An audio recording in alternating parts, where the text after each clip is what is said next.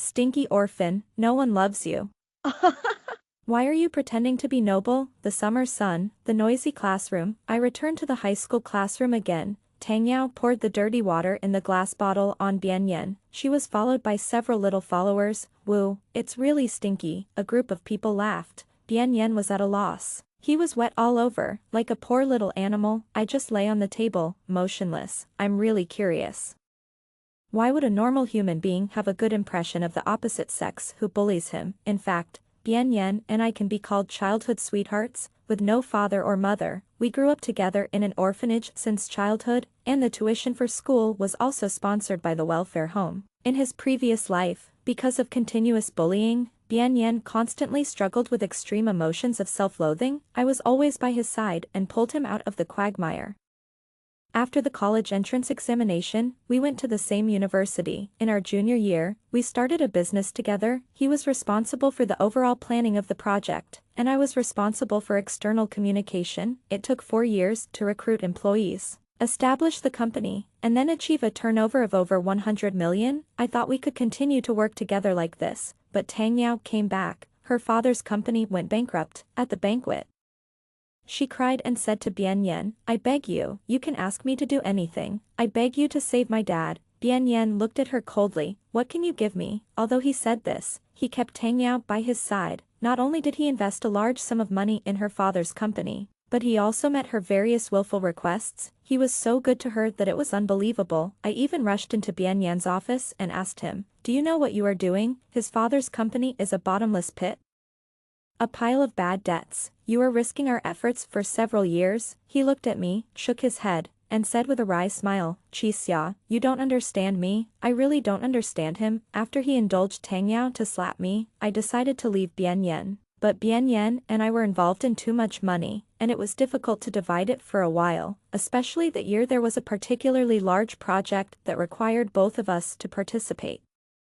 But I didn't expect that he would bring Tang Yao with him on the way to participate in that project. For the first time, I got very angry. This was a plan that I had prepared for a whole year. What was the point of him bringing Tang Yao? But Tang Yao said to him, Bian Yen, since Sister Xia doesn't like me so much, just leave her here. After being poured dirty water on Bian Yen, he subconsciously turned back to look at me. Yes, every time he was bullied, I would stand up to him and confront Tang Yao fiercely, even though I knew I was no match for her. She was a rich second generation, and she had a group of good friends around her. Everyone was a tough guy. I glanced to the side. I ignored his look for help. Yo, even Xia won't help you this time. It's so funny. What should I do? Should I cry or kneel down and beg for mercy?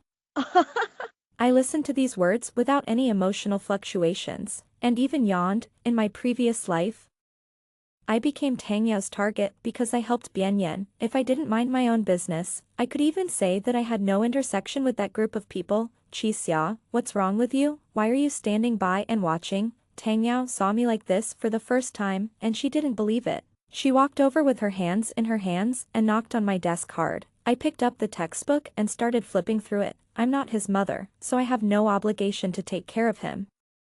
When he heard me say that, Bian Yen, who was standing next to me, suddenly changed his expression. His eyes were red, his palms were clenched tightly, and he whispered to me, Xia. I frowned in annoyance, pretending not to hear, and turned another page of the book. Tang Yao covered her mouth and laughed. Really, aren't you two childhood sweethearts? Xia, if I change seats with you, would you be willing? I hummed lightly, it doesn't matter.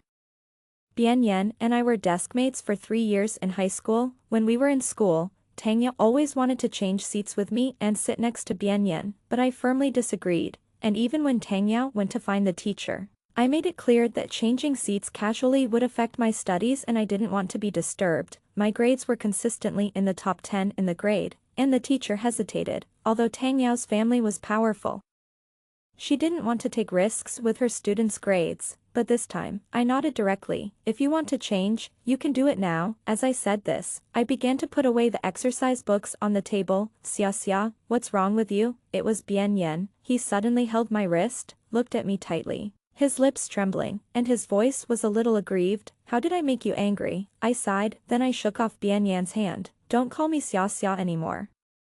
I walked to Tang Yao's seat with my school bag. In fact, I can guess a little bit why Tang Yao wants to change seats. A big part of the reason must be because of her deskmate, He Tingzhou. I secretly glanced at the gloomy boy sitting next to me, and didn't dare to say much. I quietly began to put the books. In my previous life, I didn't have much intersection with He Tingzhou, but I still have a deep impression of him. He came from a good family.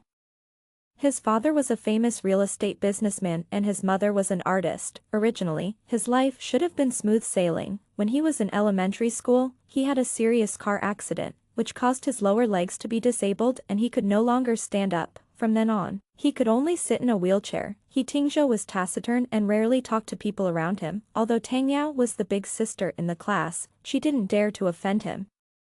My understanding of him came more from the ranking of grades after each exam. He Tingzhou's name was almost always at the front. I thought his ability plus his family background would bring him a good future, but it didn't. It wasn't until a class reunion after graduation from college that I learned that he had passed away and committed suicide by cutting his wrists, because he couldn't stand his identity as a disabled person anymore. Qi Xia, stand up and answer this question.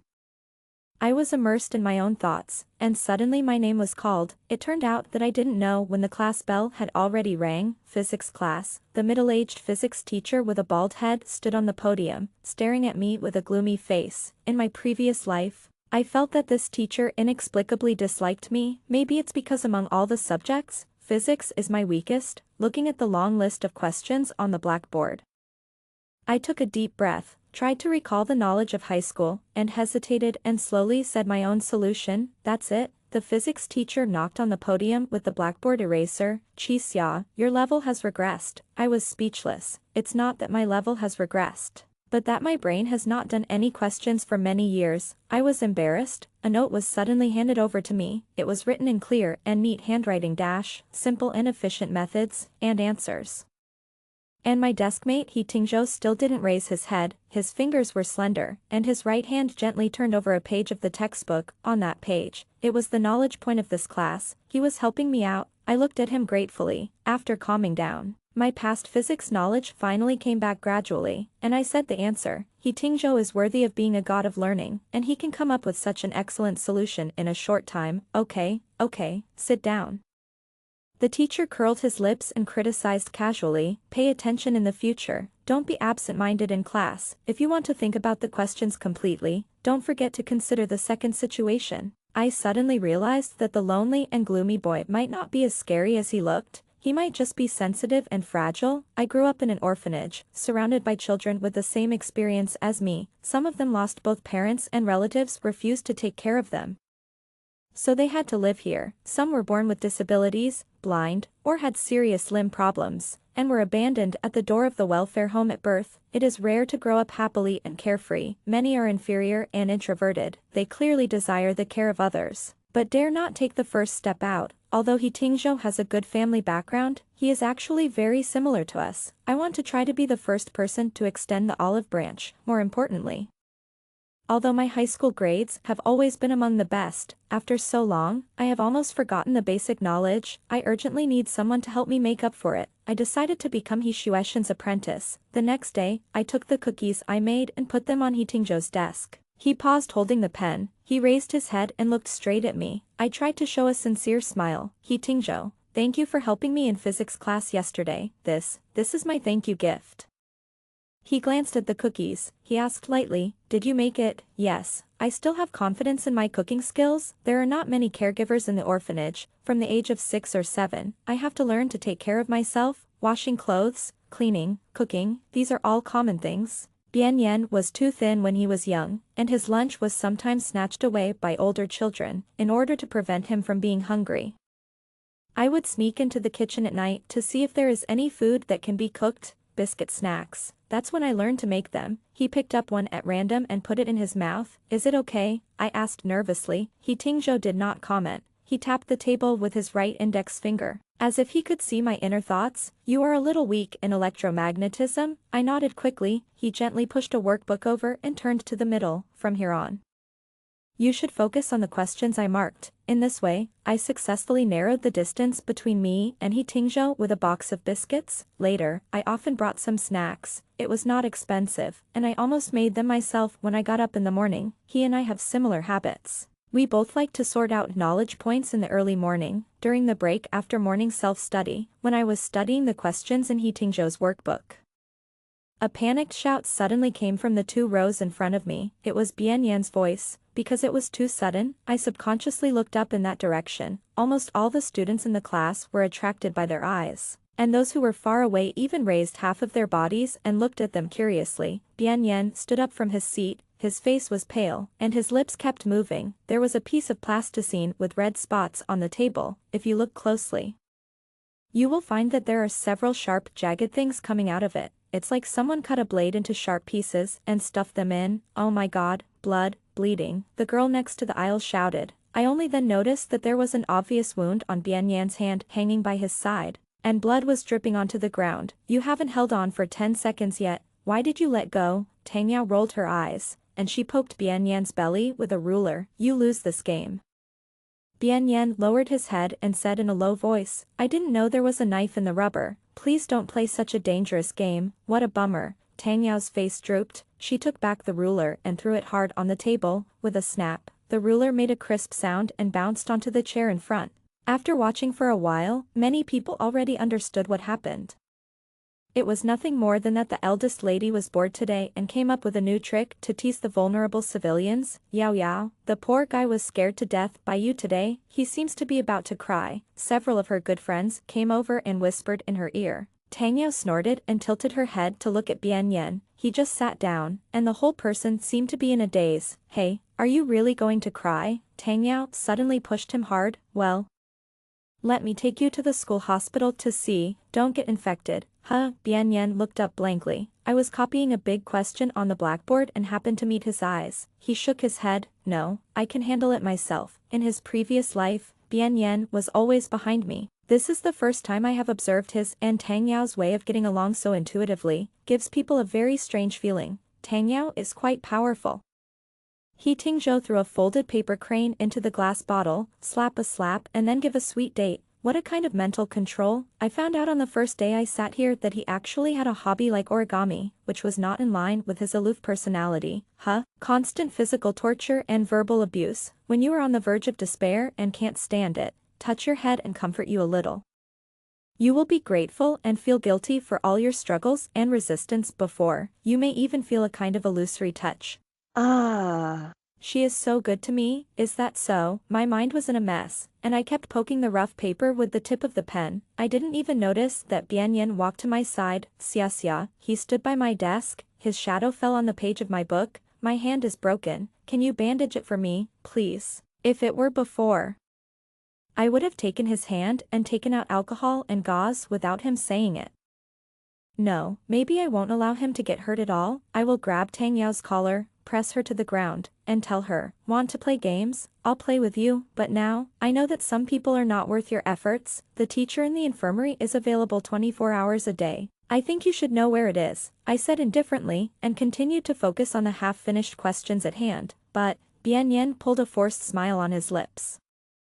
And this time he put his hand directly on my desk. Xia, it really hurts. It can be seen that the wound on the hand is very deep, the blood is still oozing out, even flowing onto my desk.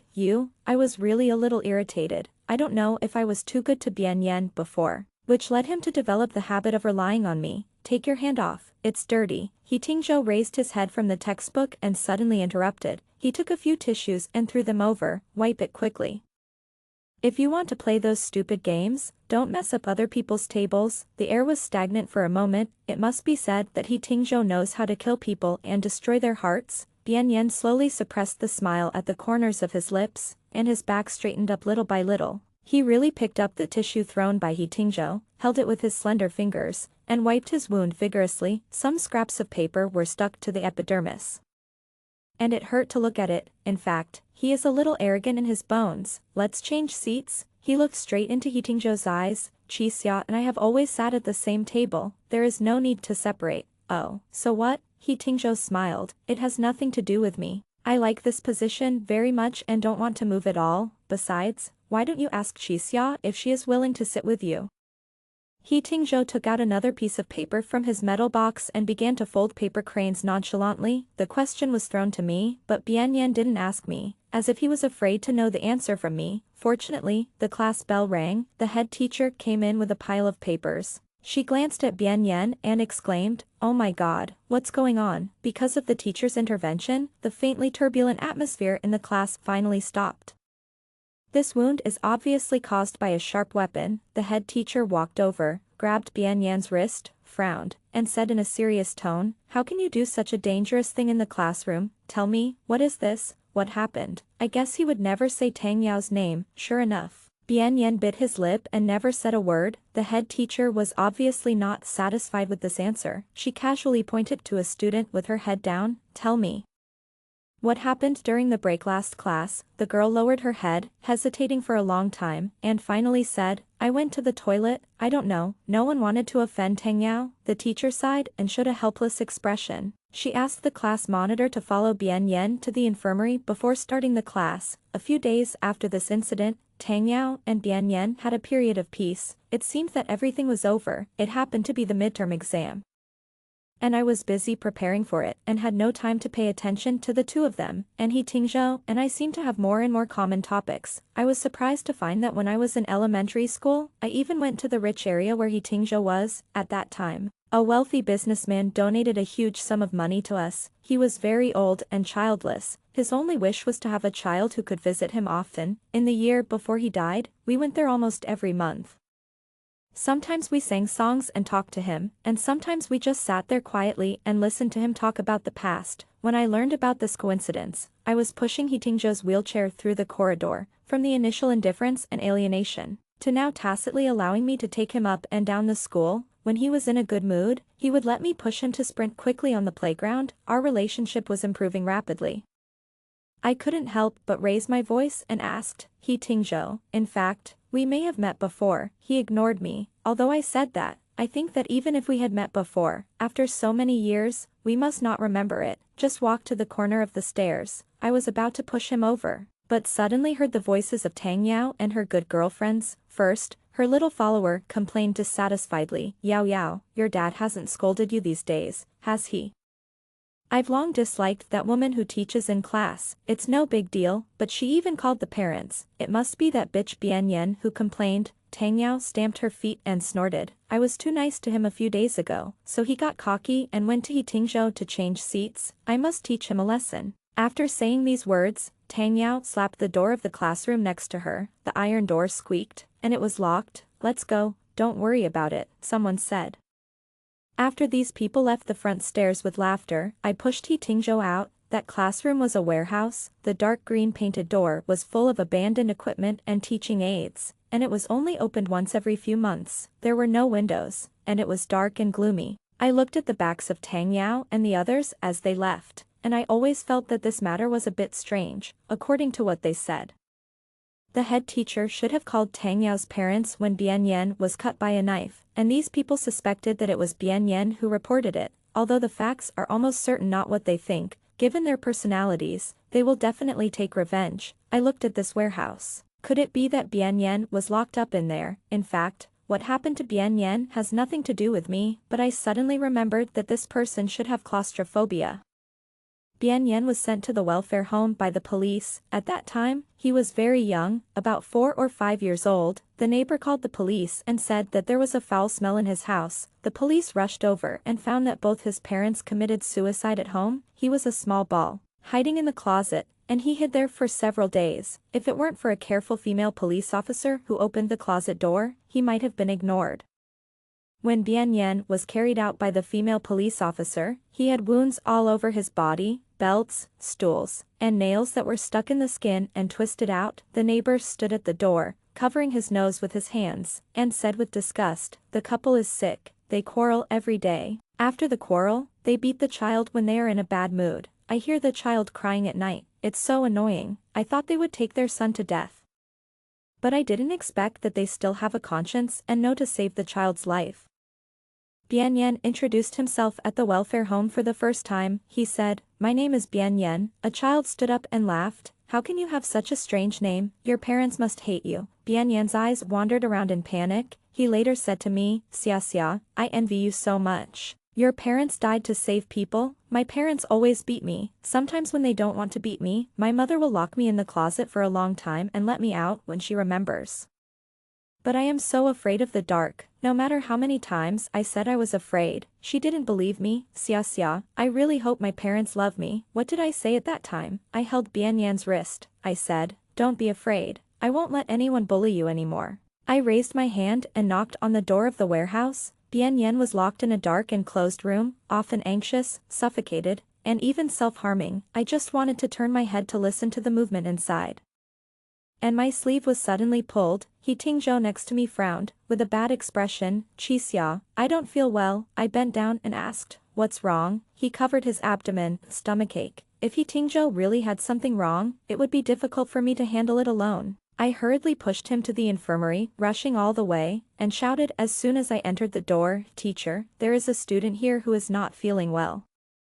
The medical teacher in a white coat came out from the inner room. He saw He Tingzhou and exclaimed, "Oh, isn't this classmate he?" I was stunned, thinking that He Tingzhou is really a frequent visitor to the infirmary. "What happened today?" The teacher washed his hands, took the wheelchair from my hand, and pushed it into the inner room. He glanced at me and nodded at me. "Are you his classmate?" "Wait here." I agreed and sat on the bed in the outer room.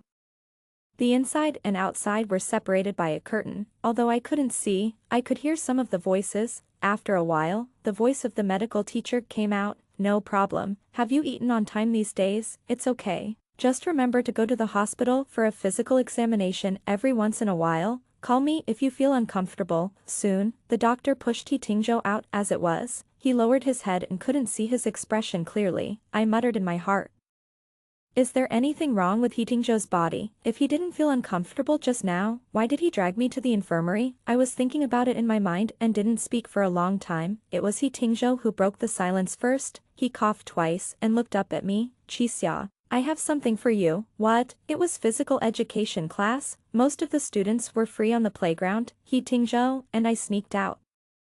I wanted to pull the god of learning out to teach me 2 more questions, but I didn't expect to meet Tang Yao and her group. The plan was disrupted. I tilted my head and asked him, "Gift? For me?" He Tingzhou nodded gently. "In the classroom." I thought it was because I often brought small cookies in the morning, and he gave me some corresponding small things in return, but it wasn't. He took out a glass bottle from the hole in the table. It contained thousands of paper cranes he had been folding.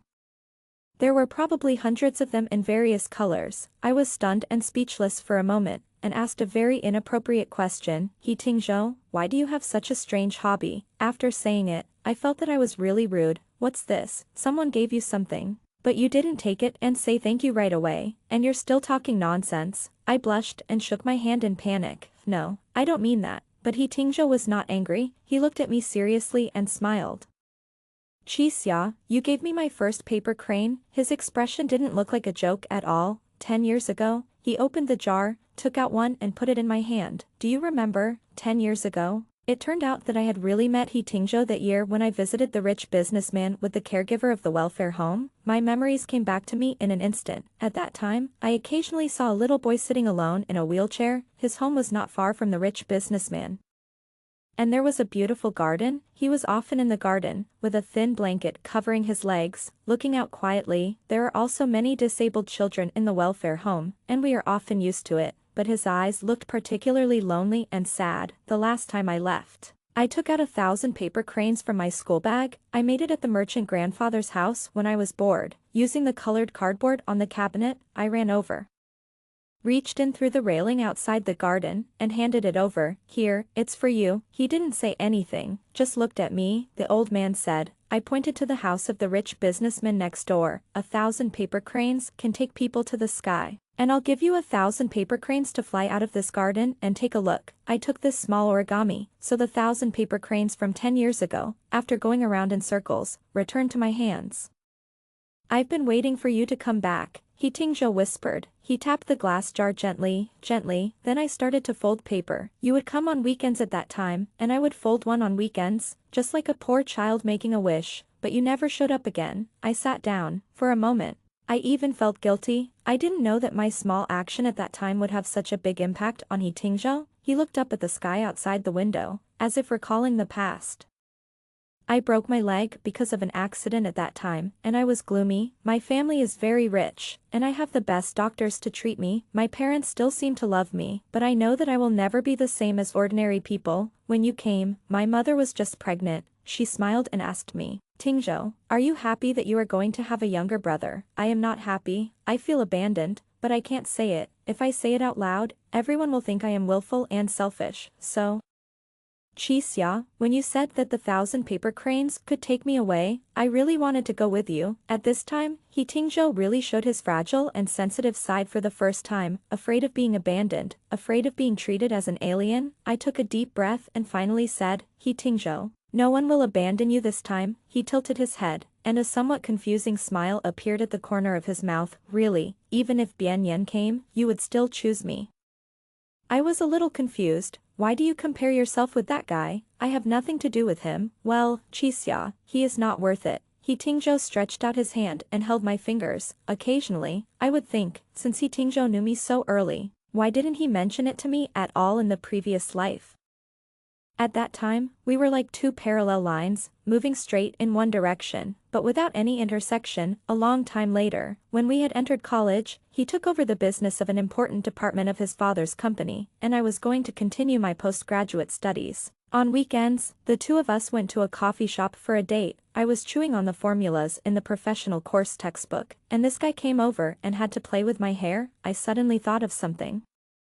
He Tingzhou, if I hadn't sat next to you in high school, wouldn't we have parted ways? He shook his head and said arrogantly, I will write you a love letter. When you see it, you will definitely be moved to tears by the fate between us. I patted his head. Tisk, I just took this as a casual remark. After all, I had never seen any love letters in my previous life. I closed the lid of the paper crane jar and put it in my backpack. After a while, the bell for the end of physical education class rang. Students returned to the classroom one after another. Tang Yao and her good friends were also there. They were laughing and looked very happy. There were 2 self-study classes in the afternoon before school was over. There were often students who didn't attend these 2 classes and packed up their things to go home in advance. If there was no teacher's supervision, the classroom might be 1/3 empty, and this time, Bian Yan was not there either. Until the next morning, Bian Yan still did not show up. The class teacher's class was the second period. She glanced at the classroom and quickly found that some students were absent. Bian Yan asked for leave. She called the monitor out. The monitor shook his head. Obviously not knowing all this, because of Bian Yan's special situation, there was no way to call his parents. If he wanted to contact his guardian, he could only call the welfare home. Although it was very troublesome, it seemed to be the only way at present. The scene of seeing Tang Yao and the others in front of the warehouse door yesterday appeared in my mind. I didn't expect that they dared to play so big and locked Bian Yan in the warehouse for so long. If things were delayed any further, it would be serious. Teacher, I seemed to hear some noise in the warehouse yesterday. I raised my hand and stood up. Warehouse, the class teacher was stunned, and then quickly understood something. She casually pointed at a few people. Monitor, Qixia, come with me. After thinking for a while, she pointed at Tang Yao again. You come too. After the guard arrived with the key, the warehouse was immediately opened. It was pitch black inside, and the air smelled like rusty iron, damp. There were all kinds of unused sports equipment everywhere on the ground, and you had to be careful not to trip every step you took.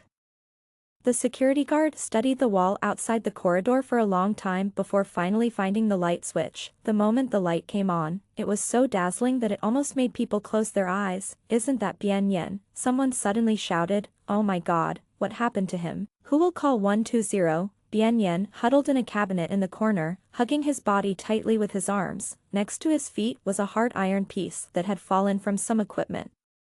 His arms were covered with deep blood marks from the hard piece. He slowly raised his head, revealing wet eyes, but there was no light in his eyes. He murmured softly, Dad, Mom, Xia, I'm afraid, Xia. Bian Yan saw me at first sight. He stood up tremblingly, walked through the crowd, walked in front of me, and hugged me tightly. Qixia, I know you will definitely come. You will definitely come to find me. His voice was full of grievance, confusion, and cautious dependence. You said that you would never leave me. He stretched out his arm, revealing those deep and shallow wounds. It hurts. But I told myself that you won't leave me. It will take some time for the ambulance to come. When the head teacher saw the student like this, the anxious mood just now was replaced by anger. Who is responsible for this prank? If no one says anything, check the surveillance. This kind of atmosphere in the class has been going on for more than 1 or 2 days. And it's time to treat it. After that, she left the warehouse angrily and asked the security guard to take her to the monitoring room and wait until the doctor came and let the monitor notify her. Fuck. So cheap. You are good at snitching, huh? Little, white, flower. Tang Yao hugged her arms, leaned against the wall, and looked at us coldly. I pushed Bian Yen away and looked at her. What do you mean? Don't you understand what I mean? Didn't you tell the head teacher in class just now? You want to make trouble for me, right? If I really get punished, none of you can escape or have a good life. Ha!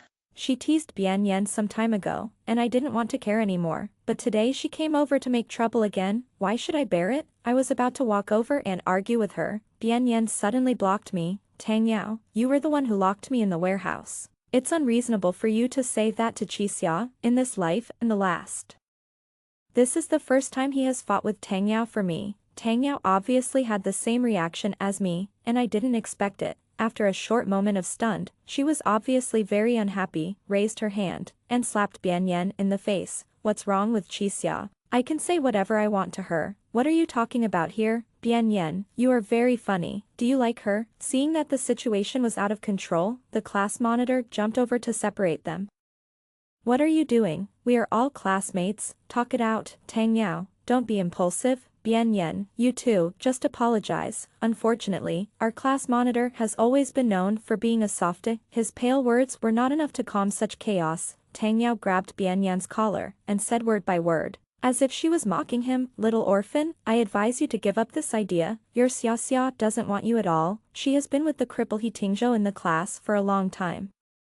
Although she is disabled, her family is rich and she is also a good student. What do you have, apart from your appearance? Ask yourself, what do you, a stinky orphan without a father or a mother, have? Shut up. Bian Yan's face suddenly became extremely ugly. He showed a panic expression. But he didn't dare to look at me. He just held Tang Yao tightly and kept repeating, shut up. I want you to shut up. I don't. Don't you know, they didn't have physical education class yesterday afternoon. They sneaked into the classroom. Who knows what they were doing? Someone saw them holding hands after school. Your Xia was so happy. Bian Yan suddenly became extremely manic. Maybe he had just been in a closed and dark environment for a long time, and the feeling of anxiety had not left him at all. He suddenly grabbed Tang Yao's neck and roared in a low voice, I want you to stop talking. Don't you understand? At this moment, he didn't look like the fragile and pitiful student in high school who was bullied by others. He was more like the leader who was decisive and swift in the business world. I immediately had a bad feeling. I hurriedly went up to grab Bian Yan's arm, but it was too late. He pushed Tang Yao to the railing. His eyes were red, and his voice was trembling. You are the bitch. Who allowed you to spread rumors? Tang Yao was also scared at this time, but she was used to being willful and conceited, but she was unforgiving. What do you mean by spreading rumors? It was originally, maybe the two of them kissed each other, she shouted and struggled, but before she finished speaking, Bian Yan grabbed Tang Yao's neck and exerted force suddenly. The two of them were wrestling, and suddenly, Bian Yan turned over, dragging Tang Yao and falling out of the corridor. The squad leader and I rushed to the railing. 6 floors, 2 people fell down entangled like this. There were panic shouts all around. Someone committed suicide, someone's dead. I ran down frantically until I got closer and closer, so close that the blood under Bian Yan seemed to spread to my feet. The ambulance finally came. Unfortunately, it was too late. When the medical staff got off the ambulance, they seemed to be a little confused about the situation. Didn't you say claustrophobia?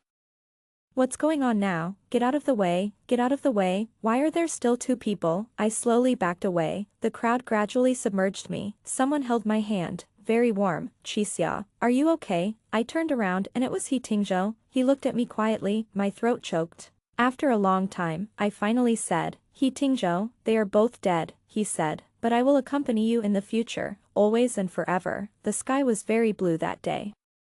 And I saw the only me in He Tingzhou's eyes. I was a little confused and at a loss. Later, at certain moments, I would occasionally think of Bien Yen. What kind of mood did he have when he pushed Tang Yao down the stairs? Was it resentment, helplessness, or fear? But no matter what the truth is, my life really has nothing to do with him. I love the one who loves me wholeheartedly and only has me in his heart. Extra Bien Yen. I can't contact Qixia, WeChat is not replied.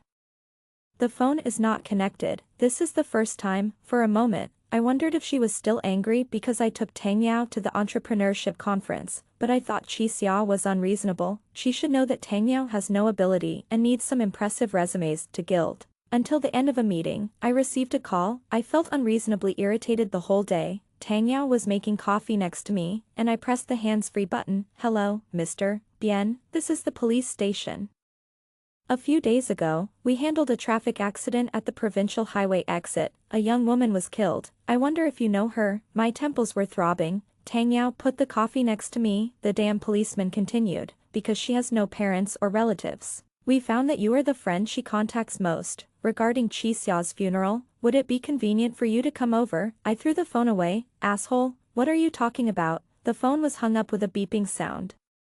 Liar. Tang Yao hugged her arms, leaned against the wall, and looked at me coldly. Didn't you watch the news? A few days ago, on the highway where we were going to the meeting, a bus lost control and hit a woman to death. For the first time, I felt that Tang Yao was so hateful, and suddenly interrupted her. Get out. She looked at me in disbelief. What did you say? I repeated. Get out of here. Okay, you said it yourself. Bien Yen, don't beg me to come back. Qixia couldn't be dead. A long time ago, when she was in the orphanage, she told me that she would not abandon me. So when I went to the police station and saw her body, I still refused to believe it. I clenched my palms tightly. I realized that I was actually afraid of the truth. I was even trembling with fear. Sign it. The policeman's voice was cold and official. My voice was hoarse. What I actually wanted to ask was whether she said anything before she died, but I knew that there would be no such thing. And there would not be a single word about me. Since then, I found that my mood was becoming more and more unstable. I became irritable and angry, and often fell into waves of emptiness and confusion. I returned to the orphanage. I donated a large sum of money there, and the director treated me like a big shot. Mr. Bien, our caregivers here often talk about you to the children, saying that they want to take you as an example. I looked at these children. They were just like me back then. Small and pitiful, but I didn't feel close to them, and even felt a little bored. I said, I want to go around the park by myself. The director didn't doubt him, just thought I missed my childhood. I walked alone and came to the dormitory area. The children were taken to activities by the caregivers, and now it was empty. I pushed open the door and saw the room where Qixia had lived. Her things were of course gone, but I always felt that I could still see traces of her existence. For example, the small single bed, the modeled bedside table, and the wooden wardrobe. I closed my eyes and recalled the scene when I was a child. Every night, I came here excitedly to find her. I vaguely felt that she seemed to be here, sitting at the head of the bed waiting for me. My Xiaxia, my Xiaxia. I opened the closet and hid in it. Will my Xiaxia come to find me? 2 days later, my assistant found me. He couldn't contact me, and the phone was unreachable. In desperation, he drove to the orphanage. The director thought I had left without saying goodbye. As a result, they checked the surveillance and found that I was hiding in a child's closet. Everyone was shocked at the time. I could no longer hide the problem of my unstable mental condition. The company hired a famous psychiatrist for me. She was an expert who was about to retire. She spoke in a gentle and pleasant voice, and guided me to tell the past little by little. So, you put Qixia on the highway yourself, right? Yes. I closed my eyes. My mind was like being hit by a heavy hammer. Tang Yao even reminded me that there was no camera in that place. No one would see it. My heart was filled with regret and pain like waves. I wanted to go back to the past, to change everything, but the doctor still didn't blame me at all. She just asked, have you ever thought about why you are so tolerant of Tang Yao? She bullied you, humiliated you, and looked down on you. Do you really like her? I shook my head. I couldn't answer this question. After a long time, I said, I just hope she treats me better. Maybe you just put your feelings for others on her. The doctor poured me a glass of warm water. When you were a child, the lack of love from your father and mother made you always feel that a piece of your life was missing. Maybe the appearance of Tang Yao just reminded you of the darkest experience at that time. She made your life so bleak, but sometimes she also gave you a little sweetness. It is this little kindness that is not worth saying to ordinary people. Under the pain she gave, it will be infinitely magnified, but you forgot, the girl who has always been with you, helped you grow, and never hurt you. Bien Yen, you have to learn to love, don't be PUA. I went to the villa and found that Tang Yao was back. She was sitting on the sofa carelessly. When she saw me come in, she stood up and hugged my neck. Bien Yen, you are back. I heard you went to the hospital. What is missing from the villa? I pushed her away. Where are Chi Xia's things? I scolded. She didn't care. Why keep a dead person's things? How unlucky. I was almost mad. That was my only remaining memory of Chi Xia, and she actually threw it away. I shivered and slapped Tang Yao. She stared at me with wide eyes. Slowly, her lips curled up and revealed a weird smile. Bien Yen, you are so disgusting. Do you know what I found in your desk today? The love letter that He Tingzhou wrote to Chi Xia when he was in high school. It turns out that they knew each other in elementary school. If it weren't for you, Chi Xia might have been with He Tingzhou a long time ago. It was you who withheld He Tingzhou's love letter, making him think that Chi Xia didn't remember him at all and didn't like him. If the two of them were together, would Chi Xia still die? Tang Yao always hits my soft spot so accurately. Yes, in the final analysis, it was me who killed Chi Xia. Tang Yao approached me step by step. Her hand slowly touched my face, then stopped at my throat and gently strangled it. Actually, Bien Yan and I can be called childhood sweethearts. I love you most. Your Xia Xia is pure and innocent. Let her go to heaven. She stood on tiptoe, as if she wanted to kiss me. Yes, such a vicious, scheming, and lustful person. We should die together. I opened the desk drawer and took out a pistol. At a banquet, a senior executive of the opposite company wanted to insult Chi Xia, and I picked up a bottle of wine and hit him on the head, but I still couldn't rest assured, so I bought a gun, in case something like this happened again. I hope Chi Xia won't be hurt at all. Tang Yao, no one will like you, a despicable and cruel woman like you. I put the gun against her chest and pulled the trigger. She looked at me in disbelief. Blood flowed all over me. The last bullet. I kept it for myself.